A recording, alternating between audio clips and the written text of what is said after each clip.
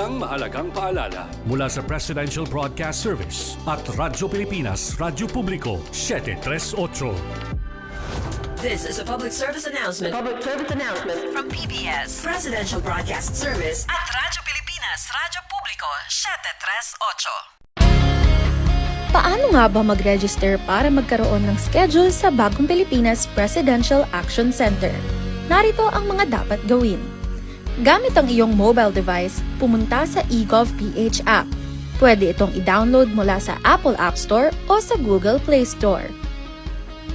Gumawa ng account. Ilagay ang email address, valid mobile number, pagkatapos ay makakatanggap ka ng one-time code sa iyong email. Gamitin ang code sa eGov app para sa verification ng iyong account at ng mga impormasyong ibinigay. Congratulations! Meron ka ng eGov.ph app account. Pwede mo na ma-access ang iba't ibang serbisyo ng gobyerno kabilang ang mga serbisyo sa Bagong Pilipinas Presidential Action Center.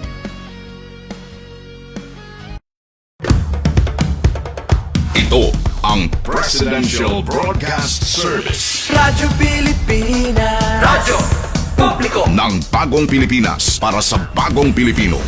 Naghahatid ng mahahalagang balita at impormasyon na guugnay ng pamahalaan sa sambayanan. Tulay sa himpapawid ng serbisyo publiko. Radyo Pilipinas. Radyo Publiko. Ang boses ng Pangulo. Sa Mega Manila, 738. Radyo Pilipinas. Radyo Publiko.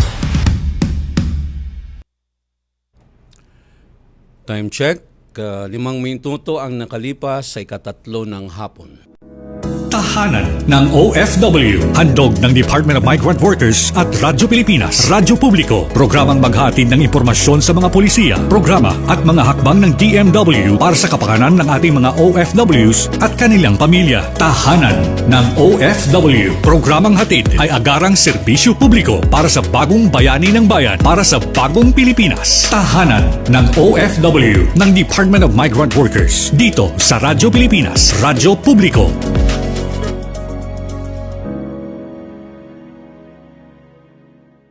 Magandang araw po sa inyong lahat, lalo't higit sa ating mga minamahal na mga OFWs at inyong mga pamilya. Mula po sa tahanan ng mga OFWs, po ang inyong lingkod, Secretary Hans Leo Kakdak, na nag-iimbita sa inyong lahat na sumubaybay sa ating bagong programa sa Radyo Pilipinas, ang Tahanan ng OFWs. Regular itong masusubaybayan tuwing Huwebes mula alas 3 hanggang alas 4 ng hapon sa Radyo Pilipinas, Radyo Publiko, sa DZRB 738 AM at maging sa Radyo Pilipinas World Service. Ang ating programa ay mapapanood din sa opisyal na Facebook page ng Radyo Pilipinas at ng Department of Migrant Workers. Sama-sama po nating pag-usapan ang mga kwento ng pagsusumikap ng ating mga bagong bayani at alamin ang mga programa at serbisyo na hatid ng DMW sa ating mga OFWs saan mang panig ng mundo. Bukas po ang tahanan ng OFW sa ating lahat. Kaya't halina't tutukan at sama-sama nating ipagmalaki sa mundo ang ating mga bagong bayani sa ating bagong Pilipinas. Maraming salamat po.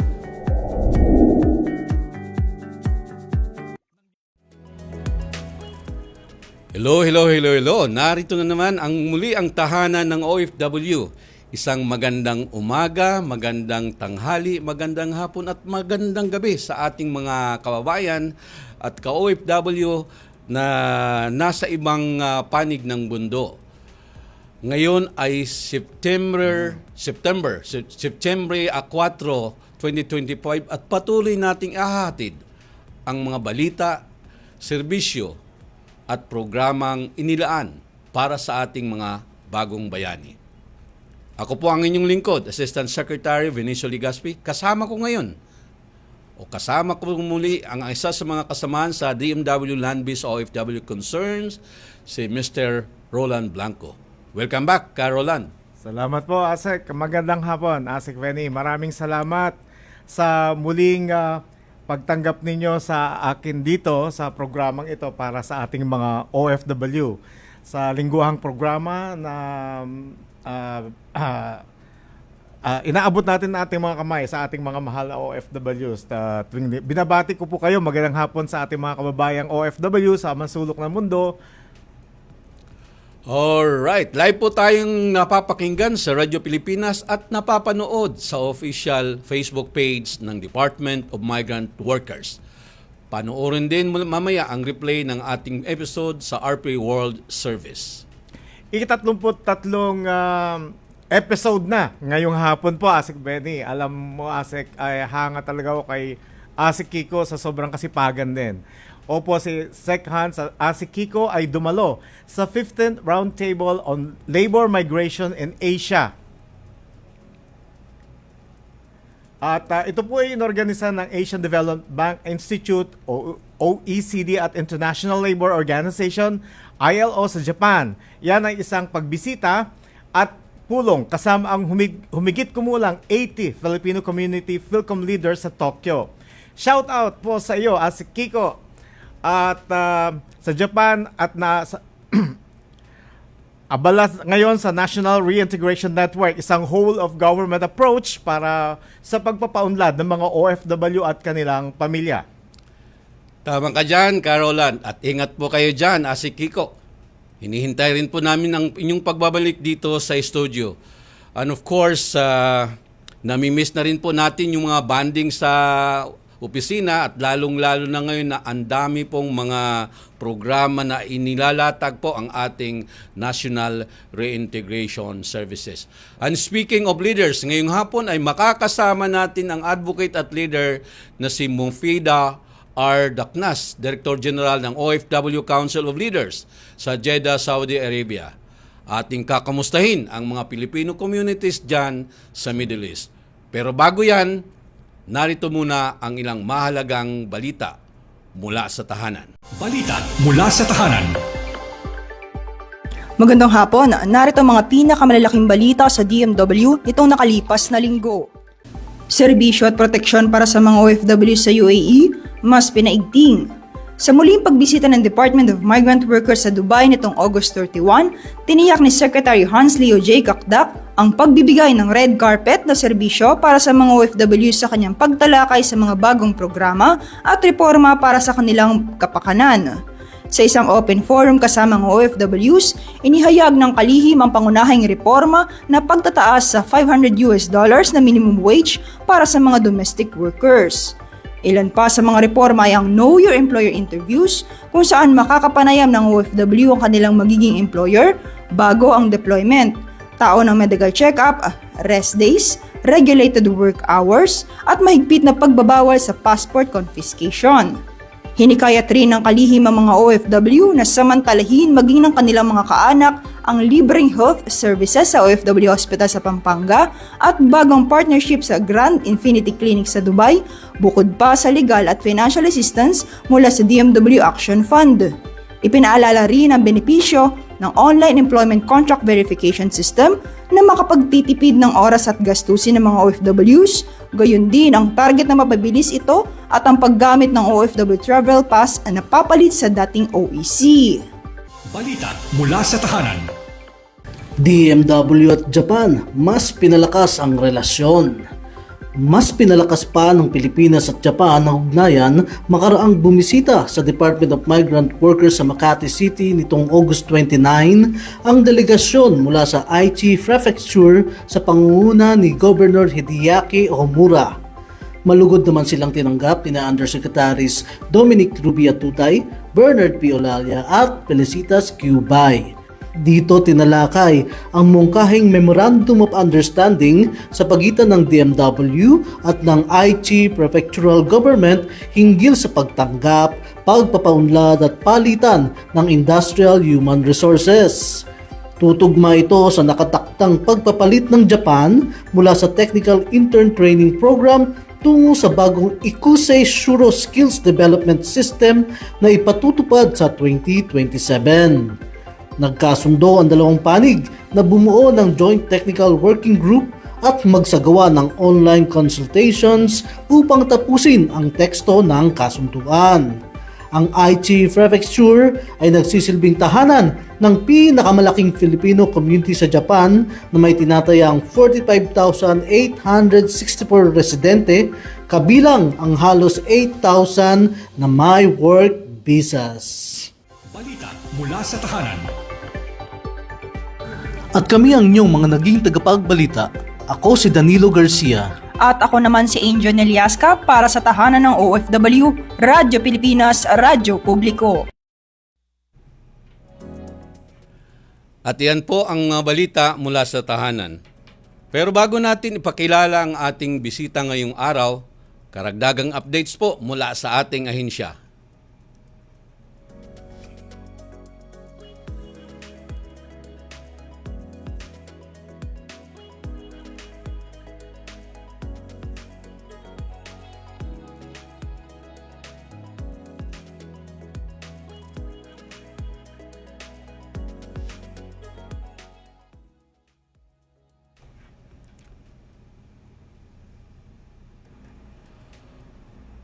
Mula 20 OFWs mula sa Jeddah ligtas na nakauwi sa bansa. Dumating na sa bansa ang 20 or 20 overseas Filipino workers mula Jeddah, Saudi Arabia. Kabilang sa mga umuwi ang 8 kababaihan mula sa Bahay Kalinga at 9 distress OFWs. Sinalubong sila ng Department of Migrant Workers sa pangunguna ni Assistant Secretary Maria Regina Angela Galias, kasama ang mga kinatawan mula sa Overseas Workers Welfare Administration at MIA Medical Team at partner agencies. Filipino talents mula sa UAE nagtagumpay sa Icing World 2025 sa Canada. Ipinagmamalaki ng pamahalaan ang tagumpay ng mga Filipino talents mula sa United Arab Emirates sa Icing World 2025 Finals sa Toronto, Canada noong Agosto 12 to 15. Samantala, panuuri natin ang ating una at ikalawang pagbisita ng DMW sa Migrant Workers Office, Dubai.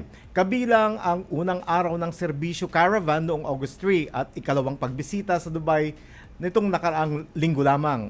Pakinggan natin si Mr. Ramon Garcia Jr., isang designer na nasa UAE mula pa noong 2014. Humingi ng tulong sa MWO Dubai dahil sa issue ng trabaho na kung saan agad namang naresolba ang kanyang hinaing sa pamamagitan ng Assistance to Nationals o ATN. Narito, panoorin natin. Magandang araw po sa inyo lahat. Ako po pala si Ramon Garcia Jr. Nakapagtrabaho po ako sa UAE noong 2014 po. Sa awa naman ng Diyos po ay naging maayos po ng mga ilang panahon hanggang sa nagkaroon po ng konting problema sa aking amo. Hanggang sa inailatid ko nga po ito sa Department of Migrant Workers sa tulong ng MW po. Inulog ko po sa kanila yung aking hinaing.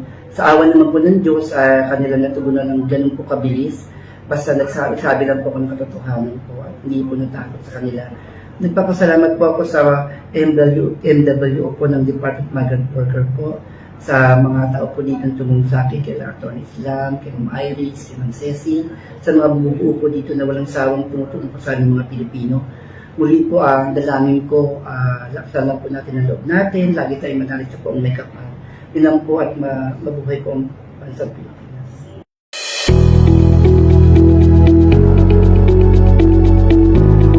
12,000.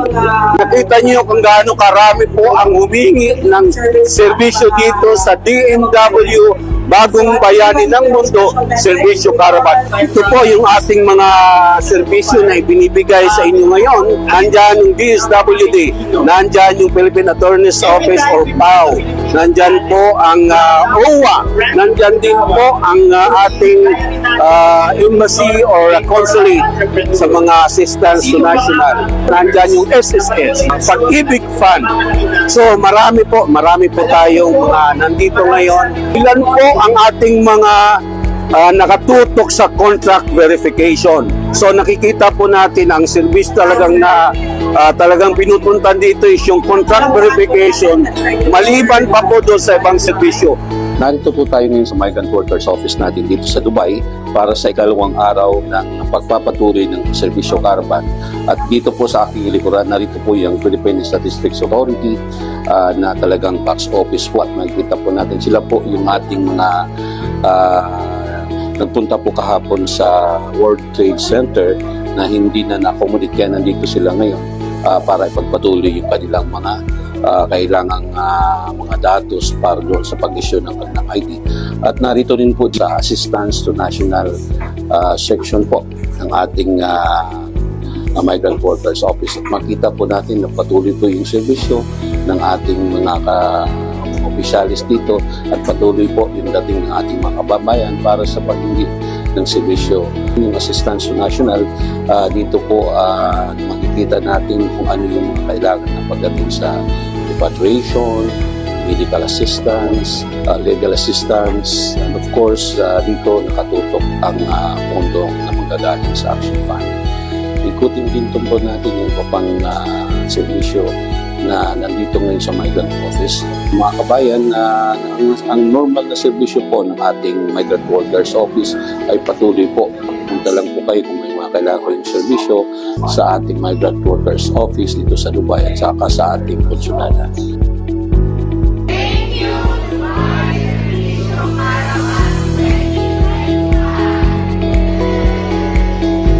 Abangan po, tutok po kayo sa page o Facebook page ng Department of Migrant Workers at saka Overseas Workers Welfare Administration para sa mga susunod na kabanata at susunod na mga schedule ng Serbisyo Caravan. Back to you, John, sa studio.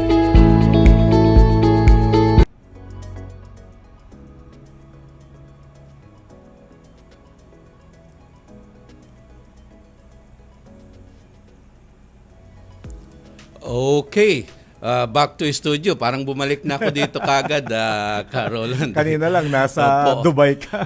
Okay, ngayon naman ay dumako tayo sa ating bisita. Narito na at handang-handa na magpakilalang isa sa mga advocates for OFWs, si Director General Mufida Daknas ng OFW Council of Leaders or OCL. Bumati ka muna, Director or DG Muffy.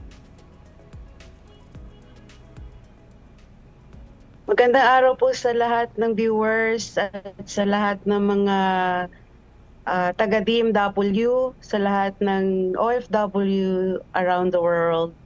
Maraming salamat. It is an honor to be here with you, ASEC Benny, and to all the staff of tahanan ng OFW. Thank you, DG Mapi. Actually, kami ang dapat magpasalamat at napaunakan po ang aming paanyaya para mag-guest po dito sa aming programa, ang Tahanan ng OFW.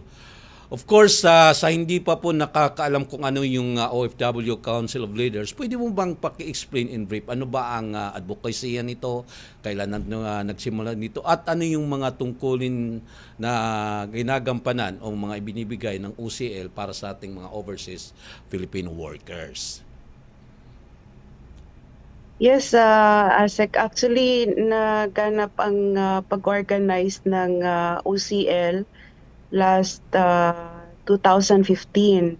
In fact, 10 years na po kami ngayong taon. And marami tayong mga ginagawa. It was formulated through yung idea na ma-strengthen yung relationship not only sa communities but also to the government agencies. Maraming mga organization na maliliit lang, like hindi sila nakikita o naririnig, but through OFW Council of Leaders, we are giving them the platform, the opportunity para maisama yung boses nila at mapagkaisa natin.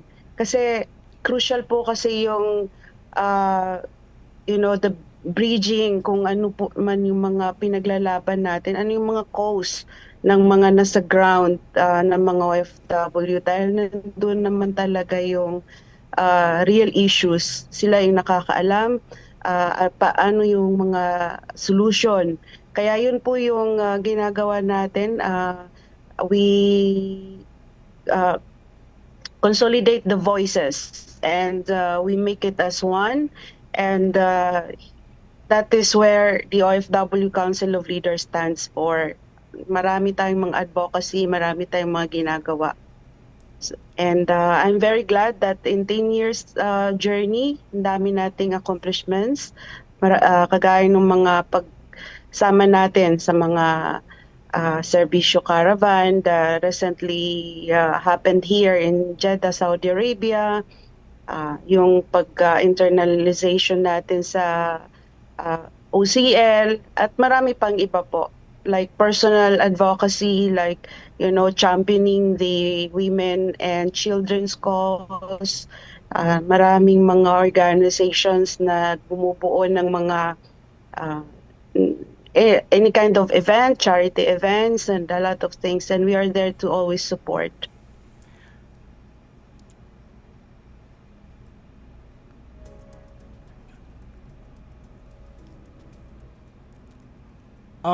Kamakailan po ay ipinagdiwang natin ang ika-10 anibersaryo ng OCL na parte nito ang pagbobolontaryo ng mga miyembro sa DMW. At yes po. Sige po, DJ. We were very happy. It was graced by the Consul General of the Philippine Consulate General in Jeddah, Consul General Romel Romato, and we had like around 200 attendees. At natutuwa po kami kasi we announced the nagbalita po kami sa lahat ng miyembro kung ano yung mga accomplishments ng mga nakaraang DG or Director General. Binalita po natin yung mga the recent pronouncement of the Secretary Hans Kakdak na pwedeng mag-renew ng membership sa OWA ang mga undocumented or sila yung tinatawag ng mga distressed. Kasi at the end of the day, ang mga distressed OFWs po ay nakikinabang din naman sa OWA funds. So why do we deprive them from paying kung unfair din naman from the point of view of our organization, unfair sa mga nagbabayad na nakikinabang yung mga distress na hindi naman sila qualified to pay. And nag-ano po si Secretary during our small dialogue na oo, pwede na basta meron lang mga ipakita na documents that they are OFWs. So that is the recent victory of OCL as far as I remember. And at the same time, marami pong mga organizations under OCL na nagsama-sama, like the Filipino Barista Association, nagbigay sila ng free coffee, kagaya nung Filipino Nurses Association dito sa Jeddah, nagbigay po sila ng mga medical assistance like free vital sign checking, and nandyan yung mga training centers na nagkaisa like eye care, like NAPCO NAPSKI, where they provided physiotherapy aid management dun sa mga volunteers. We have guardians, eagles. Sila po yung nakatayo doon for 2 days na nagpagod para mapasaya natin yung mapabilis ang mga serbisyo na handog ng PSA, handog ng OWA, PhilHealth, and many other agencies, government agencies that were here. So, yun po yung ginawa natin in 2 days. Sobra po yung pagod, but it was worth it kasi umuwi yung mga kababayan natin na nakangiti, because kahit despite sa haba ng paghihintay nila, nakuha pa rin nila yung gusto nila. And we do hope that mangyari po ulit yun. Makabalik sila dito. We are going to support these government agencies through the budgeting, kasi meron na po kaming accreditation from the CSO, at accredited po ang OFW Council of Leaders para mag-join sa budget hearing hanggang sa BICAM level, para po mabigyan sila ng tamang budget for them to come here more often times. So yun po yung ating mga ginagawa. DG, thank you. Ang dami nyo na palang mga nagawa. Gusto ko lang iklaro kanina tungkol nga doon sa nabanggit nyo. Ang DMW kasi, ano po yon? Ang mandato po ay yung documented or undocumented. Kaya yung sinasabi nyo po, pagdating po sa renewal ng OWA, sa ngayon po kasi kung mayroon kayong maipoprovide na like proof of insurance or payslip, pwede na po yun na maging basis para sa renewal ng OWA, base doon sa napag-usapan. At gusto ko din na susugan din yung sinabi nyo na nagpapasalamat tayo yung OCL, OFW Council of Leaders, is accredited ng House of Representatives para sumali para doon sa kasi lately, di ba, binuksan na ng House of Representatives ang pagdating sa mga accreditation ng mga CSOs para mag-join sa budget hearing. So, yes, magandang accomplishment ng inyong organization. Sana DG ay maging matulungan din natin yung mga ibang mga kasama natin. I know ever since ganun po yung advokasya natin, at lalo na po yung pagtulong po sa DFA, pagtulong sa DMW, sa OWA pagdating sa kapakanan ng ating mga OFW. And the message po, DG, para sa mga kapwa OFW leaders and communities. Yes po. Actually, we are always advocating to unite the Filipino organizations dito sa Saudi Arabia, and naging traditional practice na po namin yung pagkakaisa every December. That's an annual sports festival which we call it as mini Olympics na nangyayari every December, kasi doon po nakikita yung pagkakaisa ng bawat organization. There we give them, the sports platform and the socialization platform and everything else. So under OCL po, we try our very best to be with every organizations that partner with us. We have reached now to more than 100 organizations, and we are international right now. Marami na po tayong mga kasama sa UK, sa Ireland, sa Canada, and everyone else who came from here na nag-cross country. Kasama pa din natin sila hanggang ngayon. We have our national chairman there in Philippines and the regional directors as well. And ipagpapatuloy po namin kung anong mga ginagawa namin. May mga naniniwala naman po sa mga coast na ginagawa ng OFW Council of Leaders. This is thanks to all the directors, board of directors of OFW Council of Leaders, and the past director generals who really worked tirelessly to make this happen, and marami pang mga organizations who are still trying to join us para mas mapalawak pa natin ang ating mga ginagawa. So we do believe that bawat isa ay may kanya-kanyang forte, at pag pinagsama-sama ito, mangyayari ang mga dapat mangyari. So sana sa mga OCL, all the officers, stay lang po tayo sa ating mga ginagawa, and we embrace the mission and vision. We believe that Hindi namin ito kaya without the participation or the cooperation of the Philippine government agencies, specifically to the Migrant Workers Office under the Labor Attaché, Fidel Macawiyag, and the Department of Foreign Affairs here, the PCG, Philippine Consulate General in Jeddah, under the head of post, Consul General Romero Mato. So kami po ay nagpapasalamat dahil they are giving us the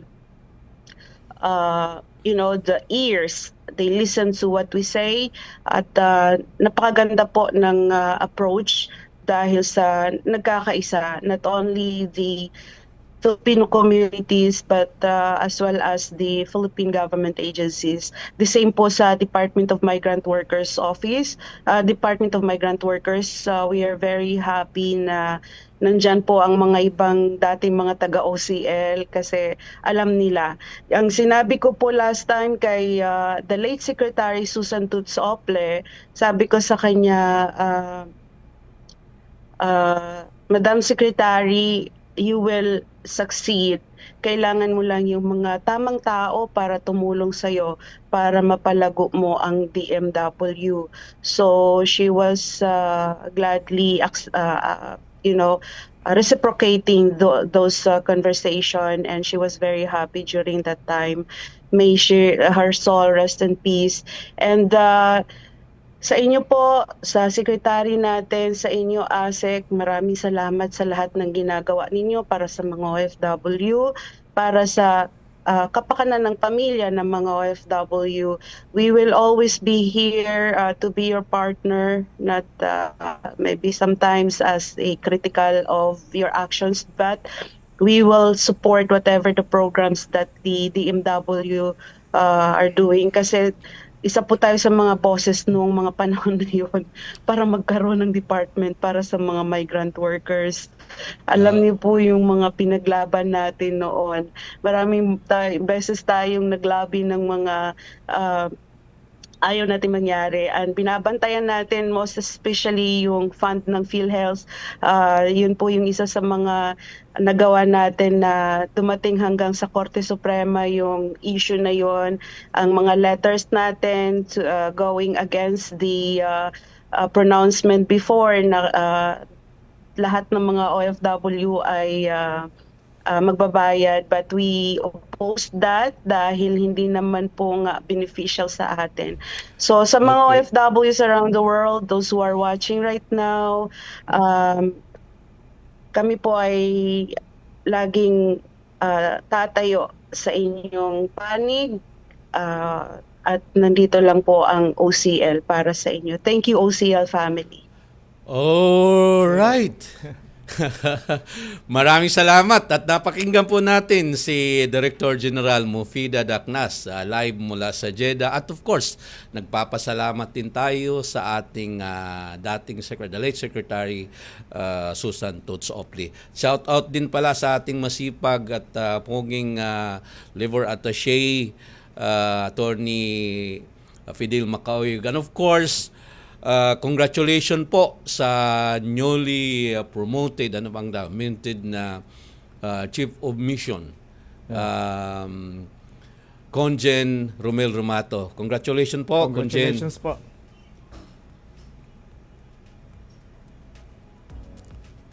Itinuloy na po natin ang zero balance billing. Libre po.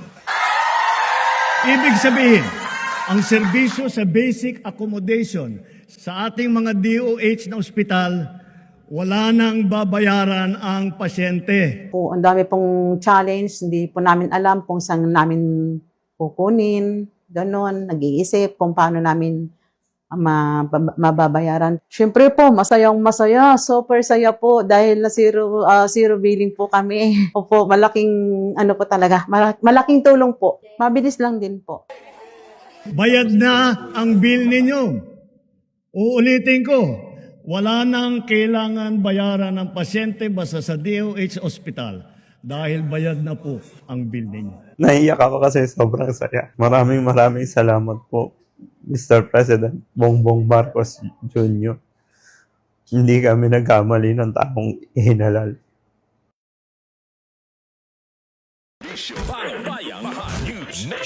Balitang pambansa. Sa ulo ng ating Pinakamalawak na pagbabalita. ang radyo ng Pilipinas. Balitang mahalaga sa bawat mamamayan. Ang radyo ng publiko. Nag-uugnay ng pamahalaan sa sambayanan. Ay inyo ring mapapakinggan sa 104.3 FM band. Magkaisa, magtulungan para sa pag-unlad ng ating bansa. Radio Pilipinas, Radio Publiko sa 104.3 The Capital. Ang ating mga programa at serbisyo para sa mamamayang Pilipino. Ibabahagi natin mula alas 6 ng umaga hanggang alas 12:30 ng tanghali. Monday to Friday sa 104.3 FM band. Radio Pilipinas, Radio Publiko, and The Capital. Ang boses ng Pangulo. Sabay na maghahatid ng serbisyo sa mamamayang Pilipino in the new era of collaboration. Basta mula sa iba't ibang bahagi ng bansa. Radio Pilipinas, Radio Publiko sa 104.3 The Capital. Para sa bagong bayani ng bayan, tahanan ng OFW para sa bagong Pilipinas. Kalinga at aksyon para sa mga bagong bayani. Narito pa rin po ang tahanan ng OFW para sa kalinga at aksyon para sa mga bagong bayani. Ngayon naman ay makakasama natin po ang next of kin at of course sa kaanak ng atin pong kasamahan na HSW or domestic workers at isang tinir po na parehong nanggaling sa bansang Saudi Arabia. Of course, nandito po ay si Nanay Jennifer Ilducal, ina po ng OFW Janine, at saka si April Lynn Darius. Magandang hapon po sa inyong Ma'am Jennifer at of course Ma'am April Lynn. Kumusta po kayo? Magandang hapon din po. Mabuti po, sir. Lapit. Nay? Magandang hapon din po sa inyo. Okay, Nay, alam po namin na yung anak niyo po ay namatay po sa Saudi ng sunog. So nandito po tayo ngayon para po maibigay sa inyo yung financial support at kahit papaano ay makadagdag po sa kung ano man yung mga tulong na kinakailangan para po maisaayos po kung ano man yung mga dapat ayusin. Pwede mo bang ikwento na pang ilan po bang anak si Janine? Panganay po. Ilan po yung anak niyo? 4 po. 3 babae po at 1 lalaki. Okay. Siya lang po ba ang nag-abroad o siya lang po. Okay. Ganito po ang gagawin. Mayroon pong iaabot sa inyo na financial assistance worth 100,000. Mamaya ay iaabot po para doon sa kung ano man ang mga kailangang ayusin para doon po dahil sa nangyari sa anak nyo. At of course, April Lane. Saan po? Galing kayo ng Saudi rin, ano? Yes po, sa Riyadh, sir. Riyadh? Yes po, sir. Opo. Kailan kayo dumating? Noong July 14, sir. July 14 po kami nag-flight, then 15 po nakarating sa Pinas po. Okay. So, may magandang kwento si ano. Sige, Caroland. Balita ko po ay kayo ay nag-aral ng teacher po kayo. Yes po, sir. License po ba kayo? Yes po, sir. Okay. So magandang pagkakataon ito na kayo ay bumalik dito at mayroong programa ang DMW, ang SPIMS. Tamang-tama po yan, April Lynn. Kasi ang DMW, National Reintegration Center for OFW, mayroon po tayong programa na ang tawag dyan is Employment Facilitation. Napaka-successful. Ang tawag niya is SPIMS. Sa Pinas, ikaw ang mom, sir. Kasi yung mga nagtrabaho ng mga teachers na pagbabalik dito nila, ina-assistihan natin para makapasok po sila. That's in partnership with DepEd. So, ang gagawin po natin ay i-assist po namin kayo para kung papaano yung mga proseso. Nandyan din lang naman ang opisina ng NRCO sa DMW. Balik din lang po kayo sa opisina natin para ma-handle po kayo. Gusto niyo po bang magturo ulit dito? Opo, sir. Gusto Oh, po, very sir. good, very good. Mayroon bang sariling pamilya na po kayo? Wala pa po, sir. Oh, so dalaga pa po. Opo, dalaga. Okay, sige. Sabi kasi nila, pag nagti-teacher ka, hindi na nakakapag-asawa eh. Maring baligtad naman po sa mangyayari kay sa kanyang pagbabalik magandang istorya ang kanyang bitbit. Nay, nabanggit niyo po kanina na gusto niyo rin pong magpa-assist sa amin pagdating po doon sa nangyari nga sa sa anak nyo. Sige po, kung mayroon man kayong mga kailangan, nandyan din po ang opisina namin.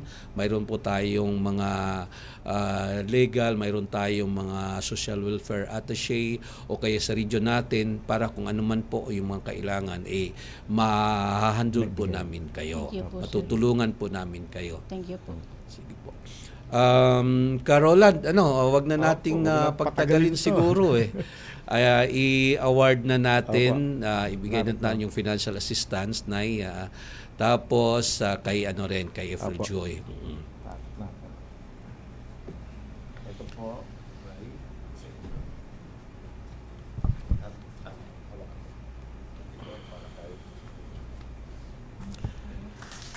Okay, siguro hingan ko lang ng kunting mensahe si Nay Jennifer tungkol dito sa financial assistance. Then, kayo po, April Joy. Nay?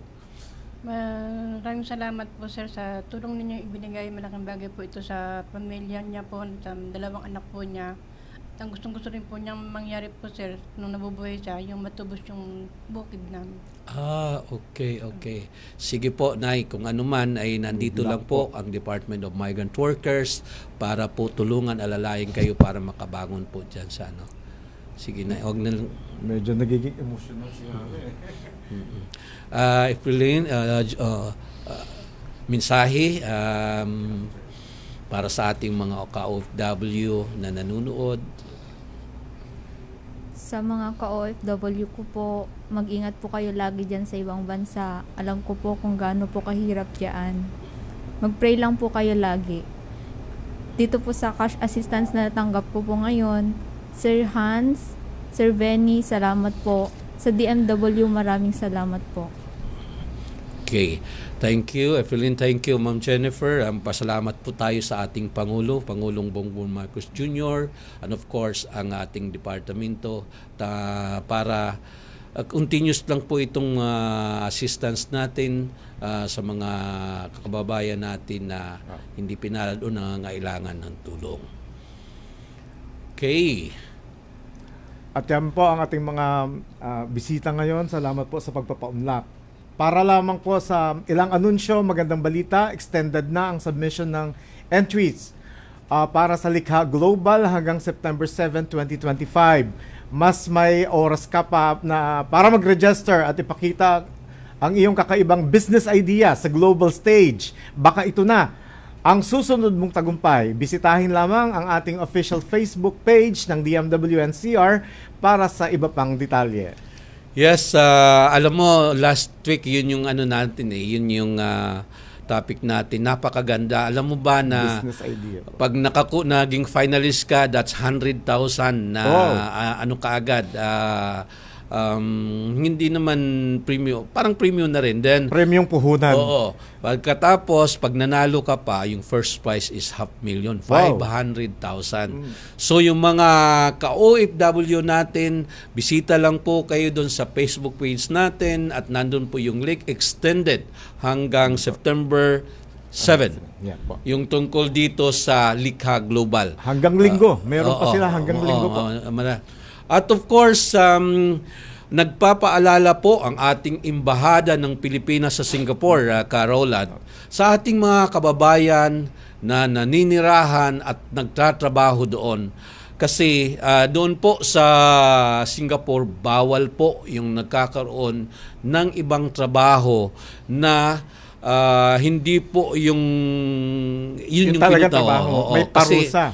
Oo, parang ang tawag dyan ay nagmumoonlighting. Opo. So kung hindi yun yung pangunahing trabaho, ay wag na po nating subukan kasi mayroon pong 2 taong pagkakakulong ng parusa at saka 20,000